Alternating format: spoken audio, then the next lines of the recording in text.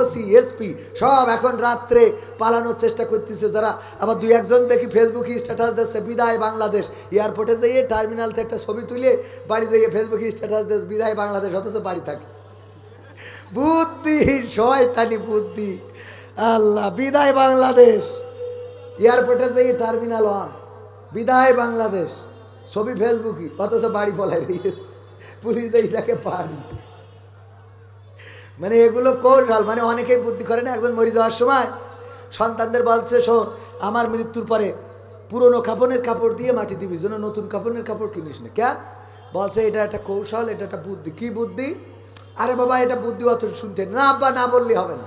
বলছে শোন, আমি যত নাফরমানি করেছি মারা যাওয়ার পরে আল্লাহ ধরি বাটাম টানবে, এটা ঠিক। আমার নাফরমানির তো শেষ নেই, তো সুতরাং একটু বুদ্ধি খাটাইতে হয়, সব জায়গায় বুদ্ধি করে চলতে হয়। কি? তো পুরনো কাপড়ের কাপড় দিয়ে যদি আমারে কবর দিস, তাইলে ফেরেশতা এসে জিজ্ঞেস করবে মান রব্বু খাও, মান দিনু খাও, মান নাবিউ খাও। আমি বলবো আমি আর এই প্রশ্নের উত্তর কতবার দেব, আর কতবার দিতে হবে আমার? তো ফেরেশতারা বলবে কেন? আমি কাফনের কাপড় দেখাই, বলবে কাফন দেখি বোঝা যাচ্ছে না যে আমি কি আজকে লাশ? কাপড়ের কাপড় পুরনো, এই ছিঁড়ে জাতি গেল, আবার এসে জিজ্ঞেস করো। মানে শয়তান যারা, এদের শয়তানি বুদ্ধি ছাড়া আর কিছু খুঁজে পাবেন না। স্ট্যাটাস দেশে যে বিদায় বাংলাদেশ, বাড়ি বসে রয়েছে, তুই চলি যাইতে লেখ। ওগো আমার ভাইয়েরা, পুরুষদের থেকে মা বোনরা বেশি না কম? ওই যে সামনে দিয়ে যাচ্ছে আর যাচ্ছে আর যাচ্ছে আর যাচ্ছে, যাইতেই থাকে। মা বোনরা শুধু মাহফিলে আসে নাই, রাস্তায় দেখলাম অনেকে আবার সাজু গুজু করে এসেছে। বলেন সুবহানাল্লাহ। ও নাউজুবিল্লাহ, আমার ভুল হয়। আছে না নাই? বলবেন হুজুর আপনি দেখিছেন, তাহলে তো চোখের সামনে পড়ে না। যদি বলি দেখিনি তাইলে মিথ্যা বললাম, তবে ইচ্ছা করি দেখিনি, চোখের সামনে পড়িস। কথা বোঝেননি? ইচ্ছা করি দেখা যাবে? আবার ওই আজান দিয়ে তাকায় থাকলেও হবে না। যে বলিছে একবার দেখলি ক্ষমা, 2বার দেখলি ক্ষমা, 3বার দেখলি ক্ষমা, 4 নম্বরে আর ক্ষমা নেই। তো একবারে একেবারে 3বারের তা মেরি দিলেন না, যা কাজা ছিল আর আগামীতে যা দেখবেন একবারে শেষ হবে। ওগো আমার যুবকেরা, আমার মা বোনেরা যারা সাজুগুজু করেন তাদেরকে বলতে চাই, আল্লাহ বলেছেন ওয়াকারনা ফি বুয়ুতিকুন্না ওয়ালা তাবাররাজনা তাবাররুজাল জাহিলিয়াতিল উলা। ওগো নারীরা পর্দার মধ্যে থাকো, জাহিলি যুগের মেয়েদের মতো সাজুগুজু করে নিজেদেরকে প্রদর্শন করে বেড়ায়ও না। কথাটা কার? কথাটা কার? আল্লাহ বললেন সাজুগুজু করবা না, নিজেদেরকে দেখায় বেড়াবা না। আর আমার মা বোনেরা এখন সিদ্ধান্ত নিয়েছে, আল্লাহ ভাতও খাবো মুড়িও খাবো। ভাতও খাবো, বোঝেননি মনে হয় আমার কথা। সভাপতি জনাব আলহাজ মুক্তার আলী বিশ্বাস সাহেব, উনি বলল তোমাদেরকে একটু পিকনিকে নিয়ে যাব গদখালিতে, আমার সাথে 10 জন যাইতে পারবে। উনি 10 জনরে দাওয়াত দিয়েছে, আমরা 10 জনের জায়গায় এমনি সেমনি করে 20 জন হয়ে গেছে। সভাপতি জানে যে 10 জনরে ডাকলে 20 জন হবে, কারণ সে প্রভাবশালী মানুষ।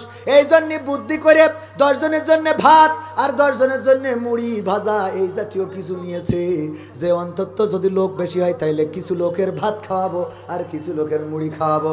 আমার কাছে জিজ্ঞাসা করছে কবির বিন সামাদ, আপনি কি খাবেন, মুড়ি খাবেন না ভাত খাবেন?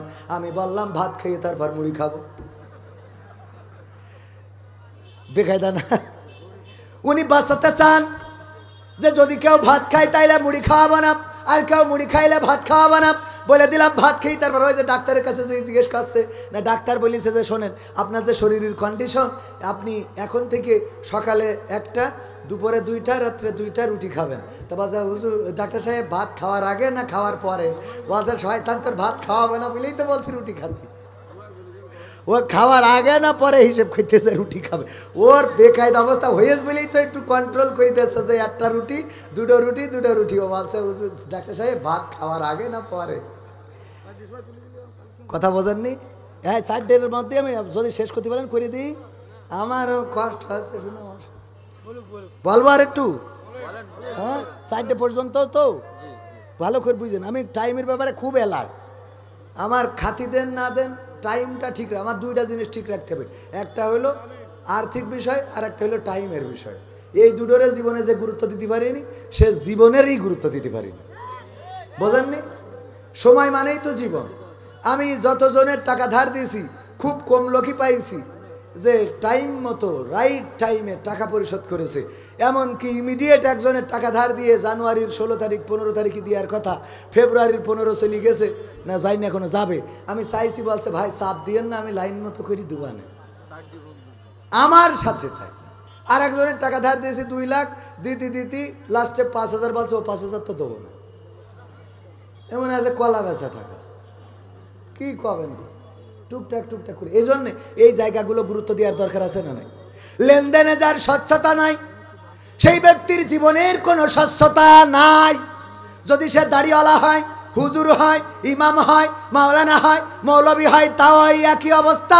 আর টাইমের যে সচেতন না, সে জীবনকে গুরুত্ব দিতে পারে না। ওগো আমার মা বোনেরা, সাজুগুজু করবেন।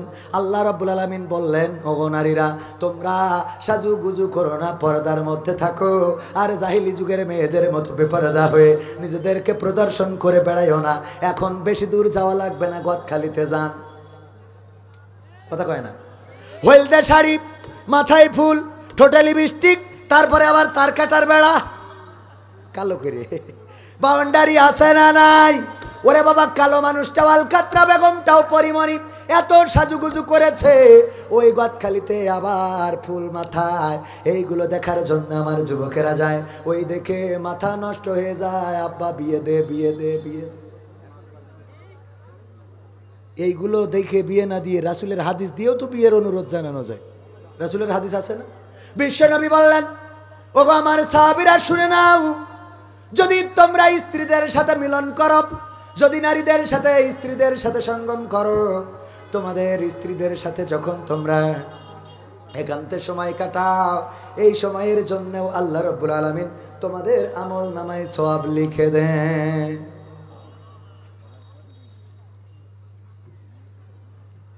বোঝেননি? সাহাবীরা একটু লজ্জা পেয়েছে। হুজুর, স্ত্রীদের সাথে মিলন করলে সওয়াব, এটা কেমন কথা? আল্লাহর নবী বললেন, লজ্জা পাওয়ার কিছু নাই। ওগো সাহাবীরা, এই অপরাধটা, এই কাজটাই যদি তোমরা তোমাদের স্ত্রীর বাইরে পরনারীর সাথে করতে, তাহলে আল্লাহ গুনাহ দিতেন কিনা? সাহাবীরা বলল, আলবত গুনাহ দিতেন। শুধু তাই নয়, এই অপরাধ করার কারণে দুনিয়ার শাস্তি হলো মাজা পর্যন্ত গেড়ে দাও, তারপরে ইট পাথর নিক্ষেপ করে সঙ্গে সার করে দাও। আল্লাহর নবী বললেন, যে অপরাধ করলে আল্লাহ গুনাহ দিয়ে দিত, ওই কাজটাই যখন বৈধ জায়গায়, হালাল জায়গায় করো, আল্লাহ রাব্বুল আলামিন সওয়াব দিয়ে দেন। বলেন সুবহানাল্লাহ। সুতরাং যুবকরা, এই হাদিসটা বাবাকে বলবেন, বাবা আমাদের সওয়াব যেহেতু আছে, বিয়ার 1 বছর পরে করে লাভটা কি? কথা কয় না? বরং 1 বছর পরে তুমি দাদা হবা, মা দাদি হবে, এই কাজটা কেন করে দাও না? আর আমাদের তো সওয়াব হবে। এই কথা বলে বিয়ের অনুরোধ করা যেতে পারে না? বিয়ের অনুরোধ করবেন। ওগো আমার মা বোনেরা, আর আপনারা যে